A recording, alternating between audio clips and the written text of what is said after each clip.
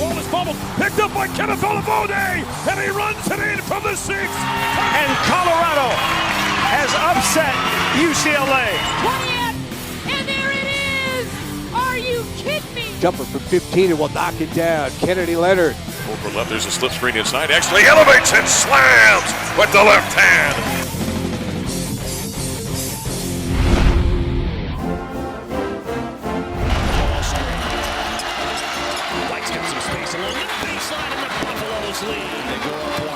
Hi again, welcome into the Buffalo Stampede. I'm Mark Johnson of KOA Radio, their play-by-play voice of the Buffs. We're talking basketball today. The Colorado men and women both already elbow deep into Pac-12 conference play.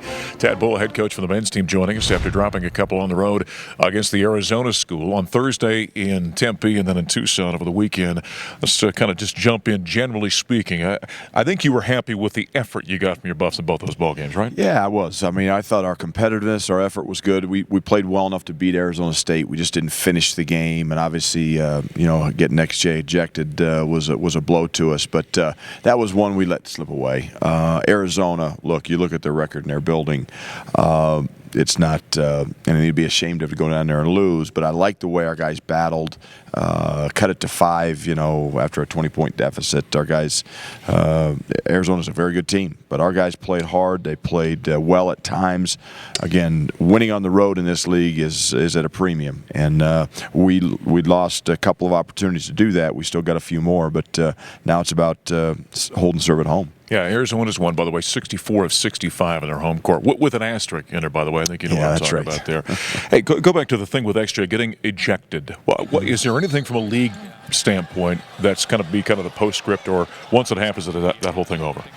Yeah, it's over. I mean, they always hold the right to come back and give further punishment if they feel like it's warranted. But they didn't do that in his case. Obviously, they didn't do that for Dylan Brooks for what he did at Washington State. Right. So I'm not exactly sure what their policy is in terms of when they're going to extend the disciplinary actions, but. They didn't. He was ready to go against Arizona, and obviously he played very, very well. We're on the Buff side, so we have a tendency to look more with our heart than our eyes at different times. But is that something, Ted, after a ball game, you have a conversation with a young man about kind of having those emotional situations? Absolutely, yeah. I mean, it's everything like that is a learning experience, and again, Xavier has made great strides. I've mentioned it in his career. In terms of his emotional maturity, I think as a freshman and sophomore struggled with it. I think this year he's been very, very good. That was obviously a situation that I think he wished he would have handled a little differently, but he learns from it. We move on, and hopefully it doesn't ever happen again. That game at Tempe, Buffs have a late lead, about 8-10 seconds left, I guess, when you guys had the 1-point lead. Foul is called on a non-box out situation. Mm-hmm. And that really affected your team. That was maybe the first time this season I can think of watching your guys afterward. They were emotional. I mean, they were angry about that situation. Yeah, they were. Yeah. And that's the way it's supposed to be. I mean, look, when you lose a game like that, the way we lost it, you're supposed to have some tears. There's supposed to be a gut-wrenching feel in your stomach. And if there's not, something's wrong. So it doesn't matter if it's a 1-point game or it's a 15-point game. We've got to play this with the same amount of passion and energy and effort. It doesn't matter where we play, when we play, who we play, and so I thought that was a good sign. That those guys were emotional because it means they care. How about the game by Derek White? I made the joke in the air. He was like Atlas. He was carrying the world on his shoulders in that ball game. But 35 points, 5 rebounds, 5 assists, 2 or 3 block shots in that game. Yeah, he's really come into his own, I think, offensively. He's our catalyst. He makes a lot of decisions in ball screens for us. In transition, we want the ball in his hands. And, he's a very unselfish player, but yet he can score the ball and get 35 on any given night. So there's going to be nights when we need to lead him to score. And look, other opposing defenses are going to start, Arizona, they'd look to take him away, and now we have to have other guys step up, which we had. We scored more points against Arizona than anybody has all year. We just, again, defensively weren't quite good enough for 40 minutes, but this is, look, it's a heck of a league. It's this you get into any league play, and the schedule hasn't favored us, but now we're at home. We got to make hay while the sun shines. Yeah, and while they do that, it's not going to be easy. Number 4 UCLA on Thursday night, late one at 9 o'clock, and then USC over the weekend. How about a quick comment or two about that team that Coach Alford brings in here? Well, I've been coaching college basketball for 26 years, Mark. I think offensively, as good a team as I've ever coached against. They've got no weaknesses. They shoot the ball from all 5 spots on the floor. They've got 4 guys shooting over 41% from three-point range. They've got good inside play. They rebound the ball well. So no weaknesses offensively. I think we've got to try to slow them down. We're not going to stop UCLA, but we got to slow them down. And then, we've got to really put pressure on them and score on them, because I think defensively they do have some holes. They're not the best defensive team in our league by far, but boy, offensively they are powerful. And I know you'd love to have this place. It's quiet right now, but packed with 11,000, wouldn't you? It would really help. I'm telling you, the Arizona fans made a difference in that game, and it's time to get Colorado and the Coors Event Center back to where it's been over the last handful of years, and so our fans are very, very important to us. Yeah, big ball game on Thursday night as the Buffaloes entertain number 4 UCLA. That's the head coach, Tad Boyle. USC, of course, coming up on Sunday night. Coming up next, we're going to talk with the guy who had an outstanding game in Arizona. 26 points for Xavier Johnson, one of the seniors for the Buffaloes. He comes up next here in the Stampede. Where are we at right now? In the dark. We're in the dark. Theoretically. Okay? Got that, Josh? We're 0-3. There's no way other to explain it then. We're 0-3 in the league. That's just where we are. Okay? Now, we can shine some light in that darkness. Okay? But the only way we do it is coming to work every day, battling every day, staying together, okay? And doing what we are capable of doing. Good practice now. Get yourselves going. It's on 3. 1, 2, 3, it's on. Let's go 8. We continue on the Stampede. It's time for the Johnson & Johnson segment. Yes, somebody should sponsor this deal. Xavier Johnson, Mark Johnson. Buffs coming off a couple of losses down at Arizona State and Arizona over the weekend. Give us kind of your recap of those 2 ball games. What do you think about the way the Buffs performed? It was tough to lose. It was tough for me to get ejected in the game as well, because I definitely think Arizona State was definitely a winnable game, and we knew Arizona was going to be a dogfight. We played our hearts out. We got down almost 20 points, but we never gave up. So with those 2 games, I think it showed in a weird sense strength. Because when we went to Utah, we got embarrassed. So it showed strength for us to be able to come out and just weather the storm away and just keep fighting no matter what. Actually, I thought, kind of to your point, we've been waiting to see this team really come out and scrap and fight and with an intensity. And you certainly bring that game in and game out. So that's something we're accustomed to seeing from you. I thought from a team standpoint, both those ball games, even though they were else, we saw that internally. Did you kind of feel it? Yeah, I definitely felt it. I felt everybody out there wanted to win. And everyone there gave it their all. People off the bench, they fought, they scratched. So that's all you can ask for in the game. And I know soon enough it's all going to come together and we're going to start getting W's. Yeah, because when this team plays with that kind of intensity, we saw that against Arizona. You guys can play with anybody in the country. Oh, definitely, yeah. And Arizona's a great team, and I just give credit to ourselves for just not getting blown out when we were down 20 and hanging our heads low and just giving up. So I'm just proud of our team for just keep fighting, and I know for sure it's all going to come together for sure soon. I want to take you back to Tempe. You mentioned getting ejected in that ballgame. Not going to get you in trouble. You're going to stay away from any of that. Yes. Most importantly, what did Mom and Dad who were there say about that afterward? They were upset. They didn't feel like I should have got ejected, but the ref makes a call. So what I have to do is just be able to learn from my mistakes, and because by me getting ejected, I hurt the team.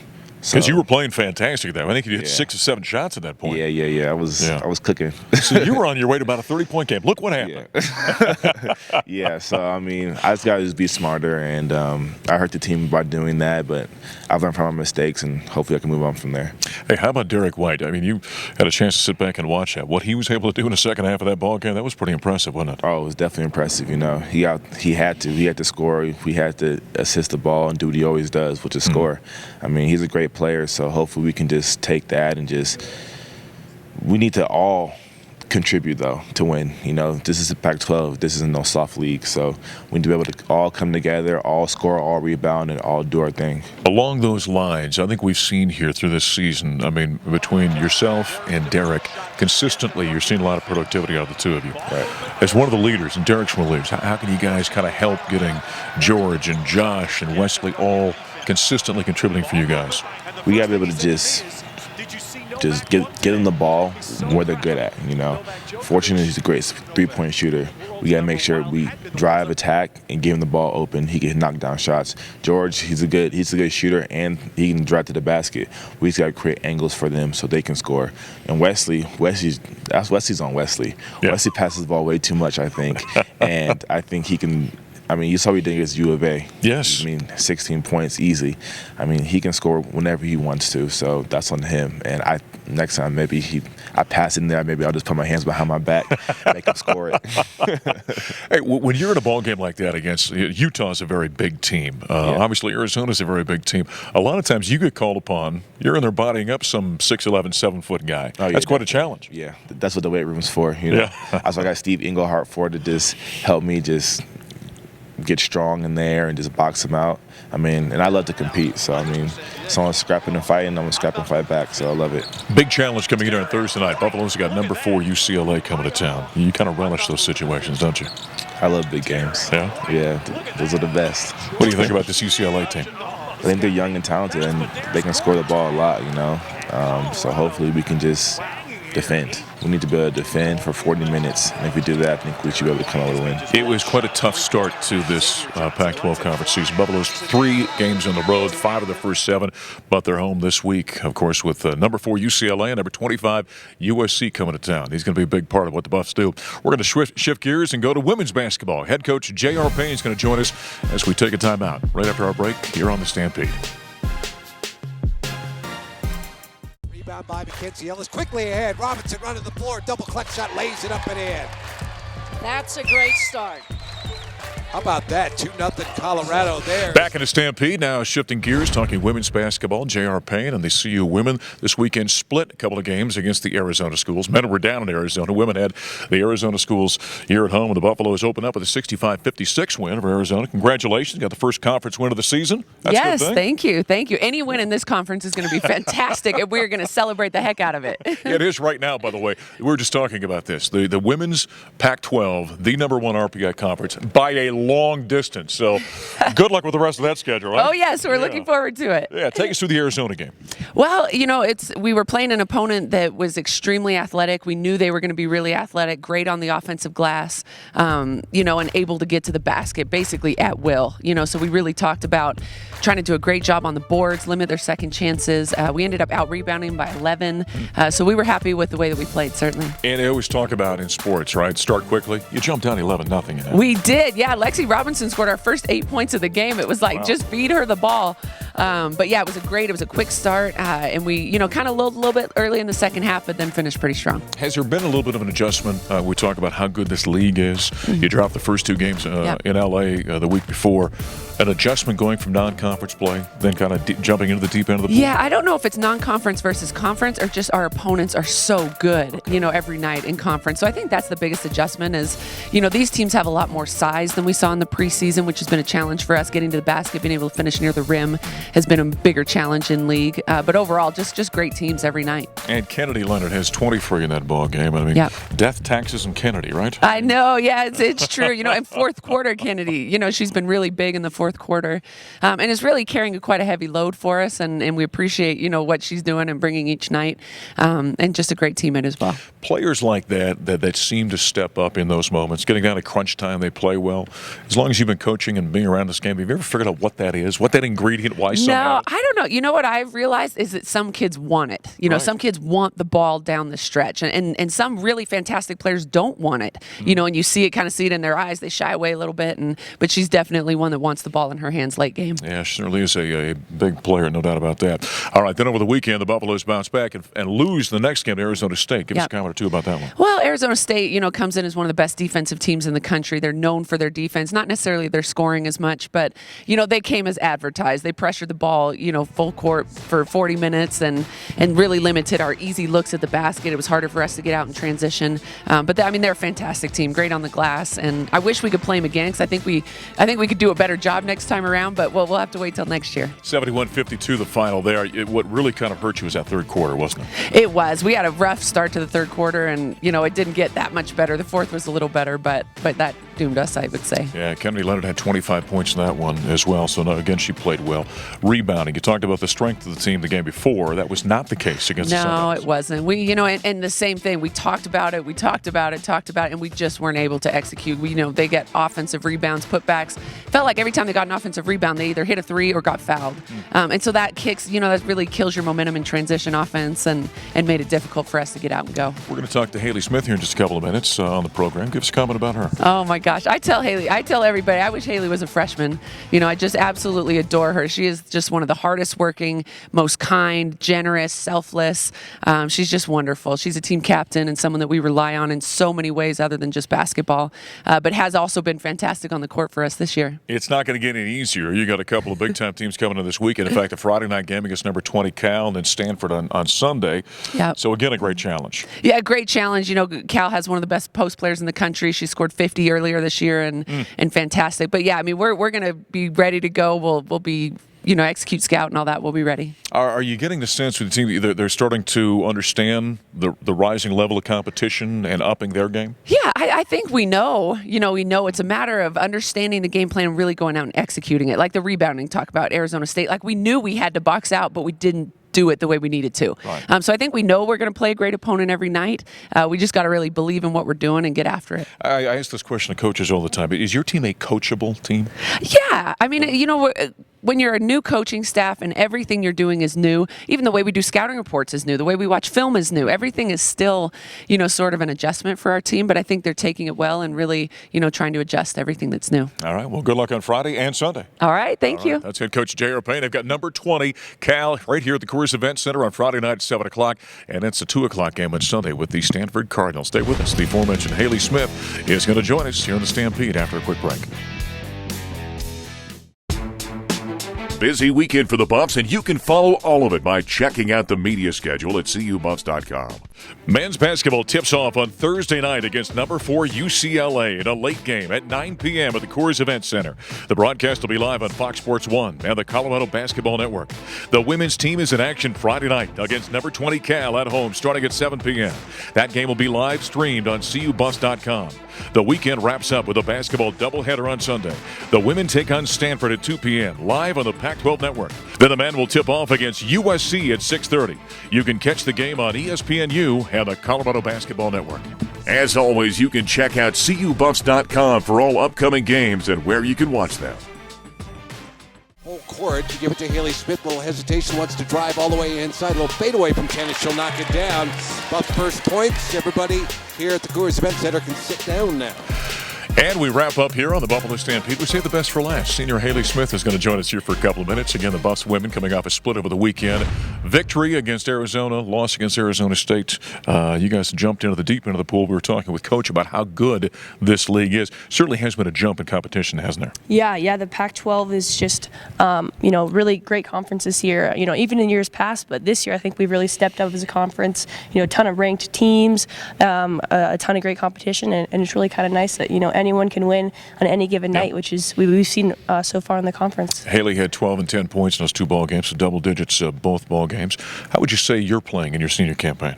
I think that I've really been trying to play consistent. That's kind of what I've been known for in the past, and kind of what I like to strive for is, just to be out there and you kind of know what you're going to get from me. So I think that I've been doing well in that sense. I've had some, kind of some good nights as well, and kind of some not so good nights, but I'm trying to kind of keep it even keel and consistent and help my team out the best I can. Now, if I asked JR the same question, what do you think she'd say? I hope she'd say the same thing. I think, being a little bit younger team, I think that having a couple seniors is great to have that that consistency and kind of know what to expect in a Pac-12 game and things like that. So I think that I've been able to provide that, which has been good. How has that been, being a senior, one of the leaders? You were captain last year as well as being a captain this year. Being a senior and having a change in coaching staff, has it been a good thing? Have you enjoyed that? Has it been difficult? How would you describe it? Yeah, I mean, I've kind of been thinking about, is it better to do it earlier on or later? And I think it's been good for me in the fact that, I probably got pretty comfortable in the way things were going. And I think it was nice to kind of switch things up, get a change of pace, a change of feel, and change of style to kind of keep me on my toes and make sure that I'm able to, get better each year. And really grow. So I think it's been good. When you've got a team like this, you mentioned being kind of a younger team, and you're a captain, more responsibility?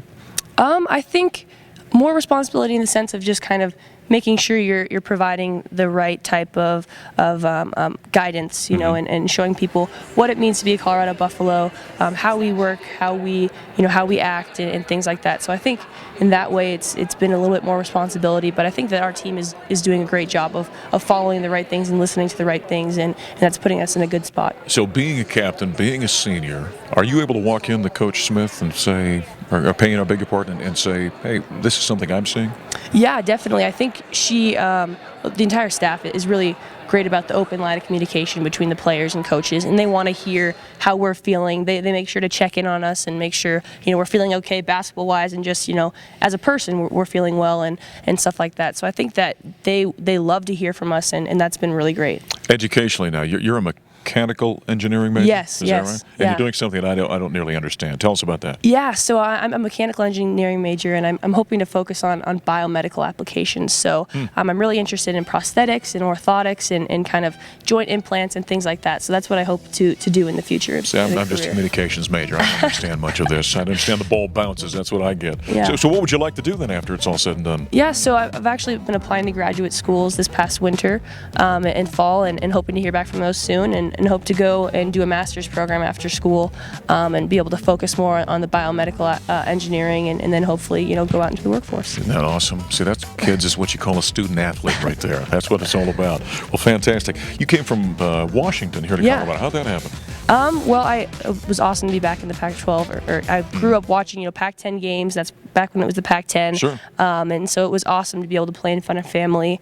I have family all over the West Coast, so it's awesome to play in front of them. And I find a lot of similarities between Boulder and the Seattle area. There's friendly people, environmentally friendly, love to be outdoors, and so it kind of felt like a pretty similar, not too hard of a transition for me. She's out of Sammamish, Washington, which is one of the great city names in all of the country. Big weekend for the CU women's team. They've got two top 25 teams, number 20 Cal on Friday night, and then number 13 Stanford here on Sunday. That wraps up the Stampede this week. I'm Mark Johnson. We'll talk to you next week.